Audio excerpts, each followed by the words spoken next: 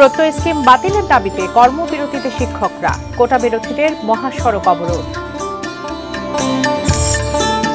কচুয়ায় HSC পরীক্ষায় নকল, টাকার বিনিময়ে শিক্ষকদের সহায়তা।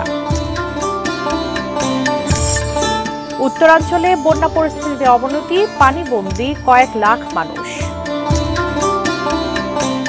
Sponsored by Abiba Finance Limited.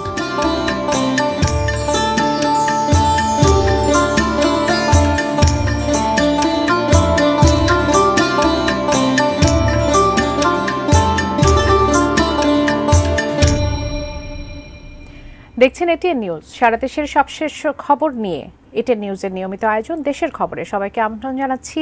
আমি বাবলি ইয়াসমিন। এতক্ষণ শুনছিলেন সংবাদ শিরোনাম, এবারে বিস্তারিত।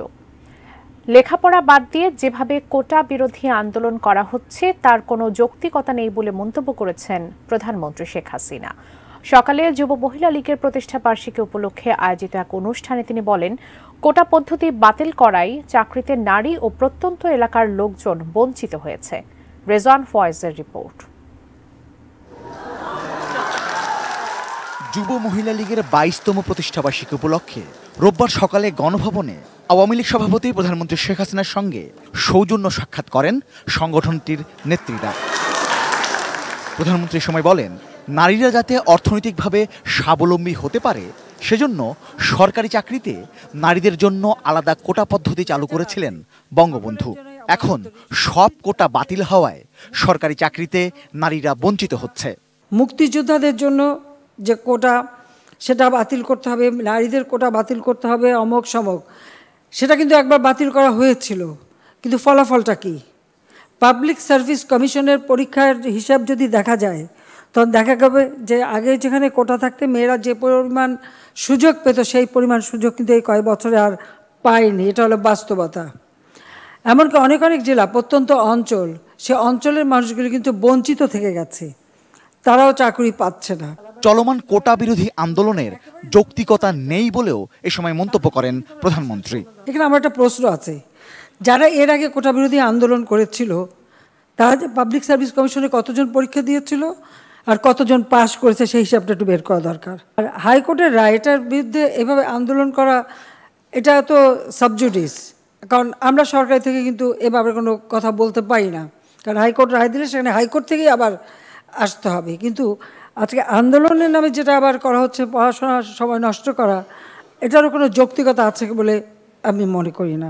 এ সময় বিএনপিকে অভিশপ্ত ও সমাজের বোঝা মন্তব্য করে শেখ হাসিনা বলেন, এরা যেন ক্ষমতায় ফিরে আসার সুযোগ আর না পায়। ওই বিএনপি সেই 2001-এর পর যেভাবে অত্যাচার নির্যাতন করেছিল আমাদের যুব মহিলা লোকের উপরে, এগুলো মানুষের সামনে তুলে ধরে ওদের বিভৎস চেহারাটা, ওদের জঙ্গির চেহারা, ওদের সন্ত্রাসী চেহারাটাও মানুষের সামনে তুলে ধরতে হবে যে এরা কোনো মানুষের জাত না, এরা দেশকেও ভালোবাসে না, মানুষকেও ভালোবাসে না, মানুষের কোনো উন্নতি চায় না। যুব মহিলা লীগের নেতাকর্মীদের উদ্দেশ্যে তিনি বলেন, নিজের জন্য নয়, রাজনীতি করতে হবে দেশের জন্য, মানুষের জন্য। নিজের জীবন না, দেশটাকে কতটুকু দিতে পারলাম, দেশের মানুষের জন্য কতটুকু দিতে পারলাম, বা যারা একেবারে নিম্ন স্তরে পড়ে আছে তাদেরকে আমরা কিভাবে টেনে তুলে তাদেরকেও সমানভাবে রাখবো, সেই ব্যবস্থাই আমরা করব। Rezwan Faiz, ATN news, Dhaka.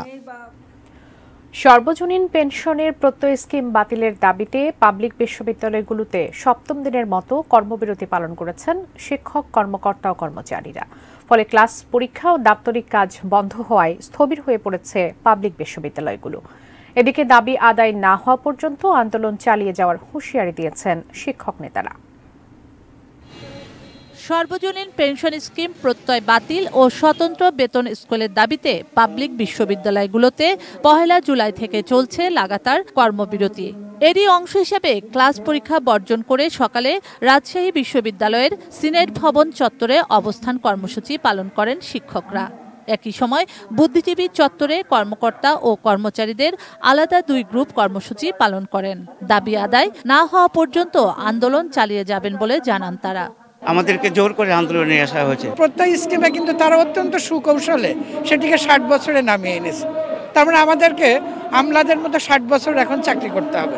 3 দফা দাবিতে বন্ধ রয়েছে চট্টগ্রাম বিশ্ববিদ্যালয়ের সব ক্লাস ও পরীক্ষা। ফলে সেশন জটের শঙ্কায় পড়েছেন শিক্ষার্থীরা।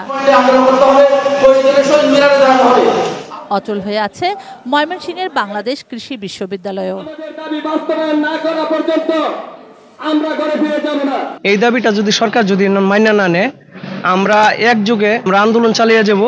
একই দাবিতে বরিশাল বিশ্ববিদ্যালয় ও রংপুরের বেগম রোকেয়া বিশ্ববিদ্যালয়েও কর্মবিরতি পালন করেছেন শিক্ষক, কর্মকর্তা ও কর্মচারীরা। শুক্লা সরকার, ডেস্ক রিপোর্ট, এটিএন নিউজ। কোটা বাতিলের দাবিতে সারা দেশের বিশ্ববিদ্যালয়গুলোতে চলছে আন্দোলন। এরই অংশ হিসেবে ঢাকা আরিচা ও কুষ্টিয়া, খুলনা এবং ঢাকা বরিশাল ও পটুয়াখালী কুয়াকাটা মহাসড়ক অবরোধ করেছেন শিক্ষার্থীরা। সরকারি চাকরিতে কোটা পদ্ধতি বাতিলের 2018 সালের পরিপত্র পুনর্বহালের দাবিতে সপ্তম দিনের মতো আন্দোলন করছেন বিশ্ববিদ্যালয়ের শিক্ষার্থীরা। এরই অংশ হিসেবে সকাল 11টা থেকে 2 ঘণ্টা ঢাকা আরিচা মহাসড়ক অবরোধ করে জাহাঙ্গীরনগর বিশ্ববিদ্যালয়ের শিক্ষার্থীরা। ফলে বন্ধ হয়ে যায় যানবাহন চলাচল। ভোগান্তিতে পড়েন যাত্রী ও সাধারণ মানুষ। এদিকে একই দাবিতে কুষ্টিয়ার ইসলামী বিশ্ববিদ্যালয়েও চলছে আন্দোলন। কোটা সংস্কারের দাবিতে দুপুরে বিশ্ববিদ্যালয়ের সামনে কুষ্টিয়া খুলনা মহাসড়ক অবরোধ করে শিক্ষার্থীরা। অন্যদিকে কোটা বাতিলের দাবিতে ঢাকা বরিশাল ও পটুয়াখালী কুয়াকাটা সড়ক অবরোধ করে বিক্ষোভ করছে বরিশাল বিশ্ববিদ্যালয়ের শিক্ষার্থীরা।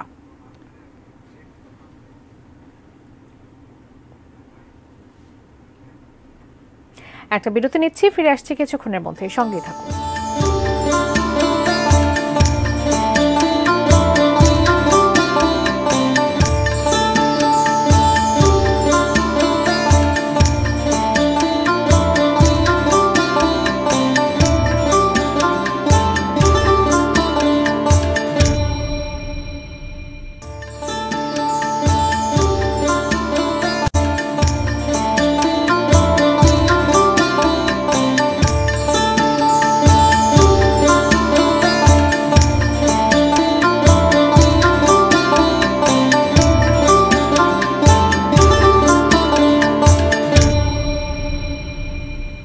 বিরতির পর আবারও স্বাগত, দেখছেন দেশের খবর।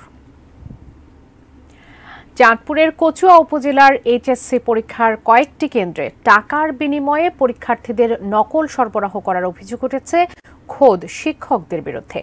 শিক্ষার্থীদের বই খুলে পরীক্ষা দেওয়ার ভিডিও এসেছে এটিএন নিউজের হাতে। চাঁদপুরের কচুয়া থেকে বিস্তারিত জানিয়েছেন সহকর্মী আসাদ ভুইয়া।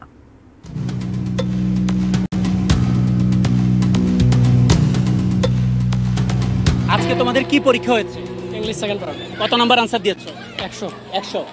আচ্ছা, 9 নাম্বার প্রশ্নটা কি এসেছে জানো? সরি, অ্যাকচুয়ালি খেয়াল নাই। উত্তরটা তোমাকে কে লিখে দিয়েছে? না, এটা এমনি থেকে নিজ থেকে দিয়েছি। কিন্তু তুমি প্রশ্ন কি জানো না, উত্তর তাহলে কিভাবে দিচ্ছ? প্রশ্ন দেখলে বলতে পারবো। কত নাম্বার আনসার দিয়েছো?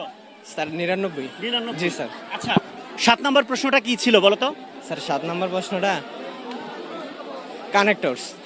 জি স্যার। আচ্ছা, পরীক্ষার আগে তোমরা কত টাকা দিয়েছো শিক্ষকদের নকল দেওয়ার জন্য? না স্যার, এমন তো কিছু হয় নাই। কিছু হয়নি। তোমাকে 3 নাম্বার প্রশ্নটা খুঁজে বের করতে হবে। স্যার এই যে প্রেসার তো খেয়াল নাই। উত্তরটা কিভাবে দিয়েছো তাহলে? স্যার দিয়েছিলাম।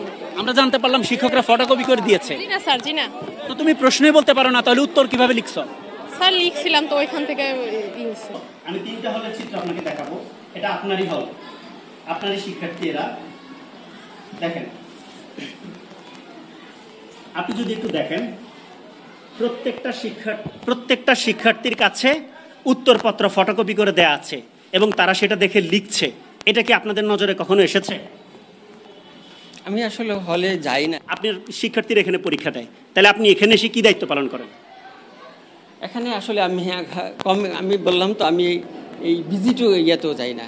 আমি এখানেও যাই না, এমনি খোঁজখবর নিয়ে থাকি পরীক্ষা আছে। পরীক্ষার্থীরা বই খুলে লিখছে, এটা কি আপনাদের নজরে এসেছে কখনো?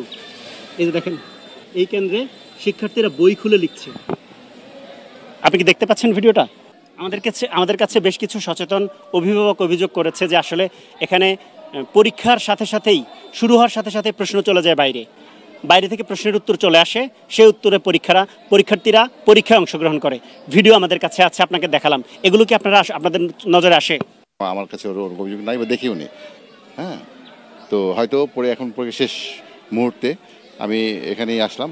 অলরেডি সব খাতা থেকে চলে আসছে, রুম খাতা চলে আসছে। পরীক্ষার এখনো 5 মিনিট সময় বাকি আছে। হ্যাঁ, আমাদের এখানে হ্যাঁ জি এটা 3 মিনিট সময় বাকি আছে জি শেষের দিকটা হয়তো এরকম একটু এলোমেলো হয়েছে বলে শেষের দিকটা এটা আজকের না, এটা আমরা বাংলা দ্বিতীয় পত্র, ইংরেজি প্রথম পত্র, এই ভিডিওগুলো আমাদের কাছে এসেছে।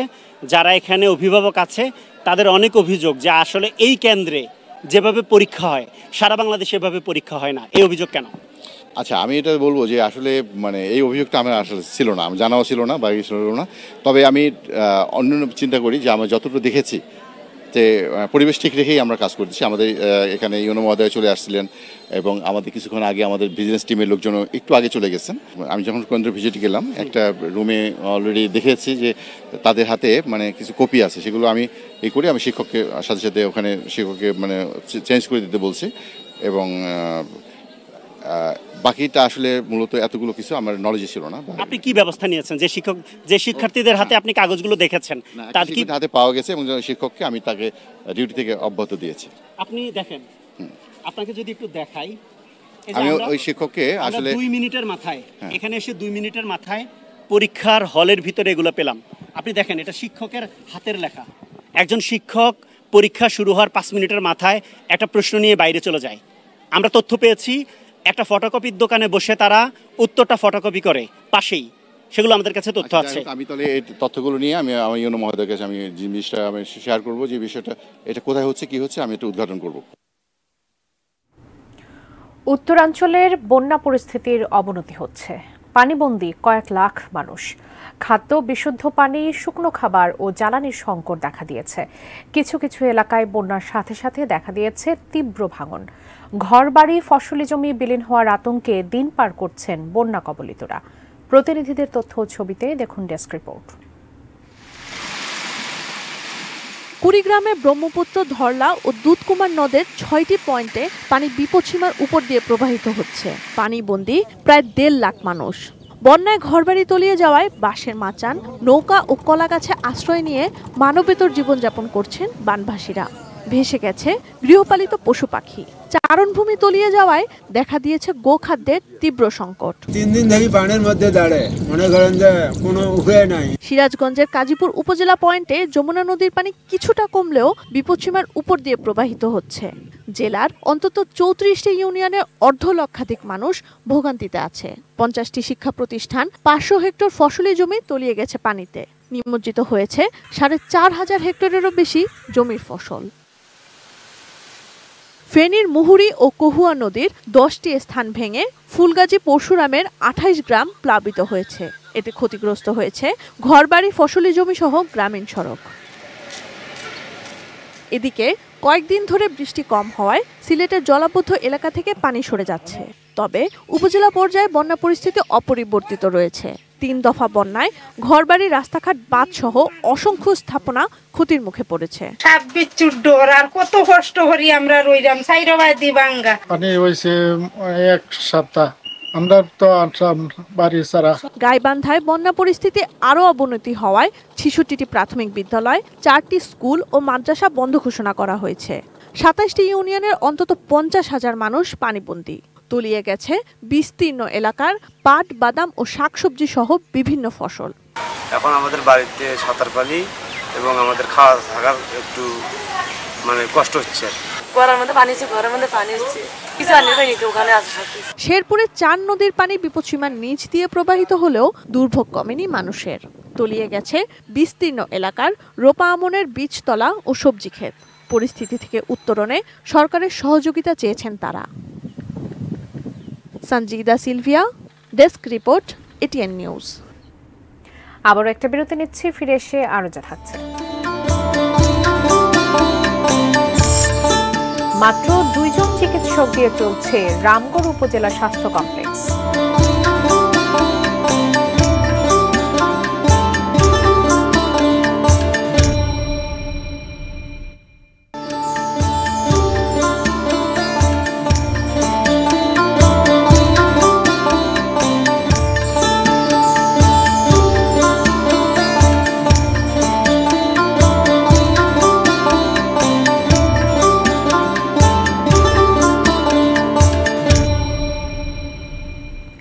বিরতির পর আবারও স্বাগত, দেখছেন দেশের খবর।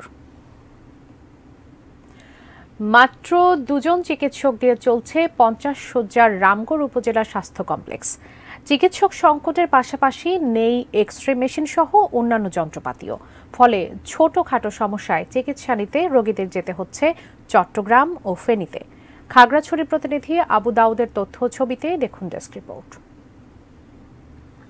খাগড়াছড়ির অন্যতম গুরুত্বপূর্ণ উপজেলা এই রামগড় ও চট্টগ্রামের ফটিকছড়ি উপজেলার বাগানবাজার ইউনিয়নের প্রায় লক্ষাধিক মানুষের স্বাস্থ্যসেবার একমাত্র সম্বল এই স্বাস্থ্য কমপ্লেক্স। চিকিৎসকের অপ্রতুলতা, পরীক্ষা নিরীক্ষার যন্ত্রপাতি না থাকা এবং নানা সমস্যায় জর্জরিত হাসপাতালটি। আউটডোরে প্রতিদিন 2 শতাধিক রোগী থাকলেও সেবা বঞ্চিত হচ্ছেন তারা। কালকে ভর্তি হয়েছি বুকি ব্যথা নিয়ে, আমাকে একটা গ্লুকোজ স্যালাইন দিছে। আমার স্যালাইন যেটা লাগাইছে এটা স্যালাইনটা শেষ করে দেখতে একবারও আসে না। আমার নিজের স্যালাইনটা একটা ওই লোকটা দিয়ে আরেকটা রুগীর দিয়ে আমি খোলা নিয়েছি। ভর্তি হয়েছি, এখন হেরা মানে ব্যথা উঠলে বলে যে মানে কি করবো, বাইরে চিকিৎসার জন্য চলে যাবেন না বলে, টাকা পয়সা তো কমই, তখন কোথায় কীভাবে যাবো। ওষুধ যেগুলো লেগছে এগুলো আমরা বাইরে থেকে কিনে আনছি, আর এটা পরিবেশও তো ভালো না। গরিব রোগীদের দুর্ভোগ কমাতে শূন্য পদে জনবল নিয়োগের পাশাপাশি প্রয়োজনীয় যন্ত্রপাতি সরবরাহের দাবি এলাকাবাসী সহ সংশ্লিষ্টদের। দূর দূরান্ত থেকে যেসব রোগীগুলো আসে তারা আসলে বেশিরভাগই গরিব, যার কারণে তারা সেবাগুলো নিতে পারতেছে না। আলট্রা মেশিন, তারপর হচ্ছে এক্সরে মেশিন এবং যাবতীয় যে মেশিনগুলো ঘাটতি আছে এগুলো যদি পূরণ করে দেয়। যে 2-1 জন ডাক্তার থাকে ওনারাও দেখা যায় কি অনেক বেশি হিমশিম খেতে হয় চিকিৎসা দিতে। 2013-14 অর্থ বছরে 31 থেকে 50 শয্যায় উন্নীত হলেও হাসপাতালটিতে নিয়োগ দেওয়া হয়নি জনবল। 13 পদের বিপরীতে চিকিৎসক আছেন মাত্র 2 জন। দ্রুত জনবল নিয়োগের আহ্বান উপজেলার স্বাস্থ্য ও পরিবার পরিকল্পনা কর্মকর্তার। আমাদের এখানে শূন্য পদে চিকিৎসক পদায়নের জন্য একটি আবেদন দিয়েছিলাম। আমি আবারও সম্মানিত সিভিল সার্জন এবং বিভাগীয় পরিচালক স্যারের মাধ্যমে সম্মানিত মহাপরিচালক মহোদয়কে বিনীত অনুরোধ করব আমাদের অর্থ হাসপাতালের জন্য অতি দ্রুত শূন্য পদগুলিতে মেডিকেল অফিসার পদায়ন করে। শুক্লা সরকার, ডেস্ক রিপোর্ট, এটিএন নিউজ। রোগীর শরীরে ভুল রক্ত দেওয়ার ঘটনায় তোপের মুখে পড়েছেন রংপুর মেডিকেলের চিকিৎসক ও টেকনিশিয়ানরা। এ ঘটনার প্রতিবাদে রংপুর মেডিকেল হাসপাতাল ঘেরাও করেছে রোগীর স্বজন ও শিক্ষার্থীরা। সেখান থেকে বিস্তারিত জানিয়েছেন প্রতিনিধি শাহরিয়ার মিম। 22 জুন রংপুর মেডিকেল কলেজ হাসপাতালে চিকিৎসাধীন এক রোগীকে ও পজিটিভ রক্তের বদলে এ পজিটিভ রক্ত দেওয়ার অভিযোগ উঠেছে এখানকার চিকিৎসক এবং টেকনিশিয়ানদের বিরুদ্ধে, যার প্রতিবাদে রংপুর মেডিকেল কলেজ হাসপাতালের সামনে এই মুহূর্তে সেই রোগীর স্বজনরা এবং রোগীর যে ছেলে এবং তার স্কুলের যারা শিক্ষার্থী বন্ধুরা সহপাঠীরা রয়েছেন তারা কিন্তু রংপুর মেডিকেল কলেজের সামনে এসেছেন। তারা রংপুর মেডিকেল কলেজের চিকিৎসকদেরকে এবং এখানকার যারা চিকিৎসা ব্যবস্থার প্রতি তারা অনাস্থা জানিয়ে ভুয়া বলে চিৎকার করছেন। আপনাদেরকে একটু জানিয়ে রাখি যে রংপুর মেডিকেল কলেজে লাগামহীন দুর্নীতি অনিয়মের বিরুদ্ধে এর আগেও কিন্তু রংপুর মেডিকেল কলেজের বিভিন্ন সমস্যা নিয়ে কিন্তু এই যে আন্দোলন হয়েছিল, কিন্তু কাজের কাজ কিছুই হয়নি। এই রংপুর মেডিকেল কলেজের পরিচালক, এই রংপুর মেডিকেল কলেজের উপপরিচালক কোনো কাজের ব্যাপারে কোনো সুনির্দিষ্ট কোনো প্রশ্নের উত্তর দিতে চায় না। আমরা এই বিষয়ে এটি নিয়ে একটি খবরও প্রকাশ করেছিলাম, যেই খবরের পরপরই আমরা রংপুর মেডিকেল কলেজের পরিচালকের সাথে দেখা করার চেষ্টা করেছি। তিনি সেই মুহূর্তে ছুটে গেছিলেন, উপপরিচালকও কিন্তু আমার সাথে কথা বলেননি। তো রংপুর মেডিকেল কলেজে বিভিন্ন সময় যে এই মেডিকেল কলেজে দালালদের দৌরাত্ম্য, এই রংপুর মেডিকেল কলেজে রোগীদেরকে হয়রানি, এই রংপুর মেডিকেল কলেজে বিভিন্ন অনিয়ম নিয়ে কিন্তু কথা বলতে গেলে খুব বেশি সাংবাদিকদের সঙ্গে কর্তৃপক্ষরা কথা বলেন না এবং এখানকার আসলে খুব ভালো ব্যবহারও করেন না। তো এই ছিল রংপুর মেডিকেল কলেজ হাসপাতালের সামনে থেকে রংপুর মেডিকেল কলেজে ভুল রক্তের গ্রুপ দেওয়ার পর রোগীর যে জীবন মৃত্যু সন্ধিক্ষণের রোগী তার যে স্বজন এবং স্বজনের তার যে ছেলের বন্ধুরা এই মুহূর্তে রংপুর মেডিকেল কলেজ হাসপাতাল ঘেরাও করে আন্দোলন করছেন, সেখানকার সর্বশেষ অবস্থা। শেষ করার আগে শিরোনামগুলো জানিয়ে দিচ্ছি আরো একবার। কোটা বিরোধী আন্দোলনের কোনো যৌক্তিকতা নেই বললেন প্রধানমন্ত্রী।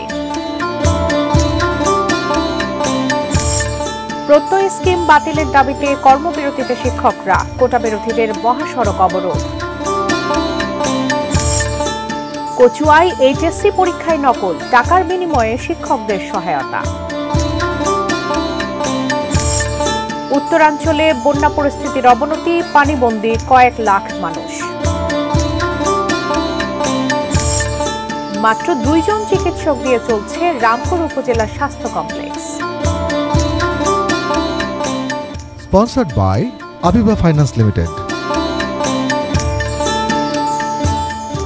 দেশের খবর আজ এ পর্যন্তই। এটিএন নিউজের সব খবর জানতে ভিজিট করুন www.atnnewstv.com। এছাড়া চোখ রাখুন এটিএন নিউজের ইউটিউব ও ফেসবুক পেজে। কাল আবারও দেখা হবে একই সময়। সে পর্যন্ত সঙ্গে থাকুন, দেখতে থাকুন এটিএন নিউজ।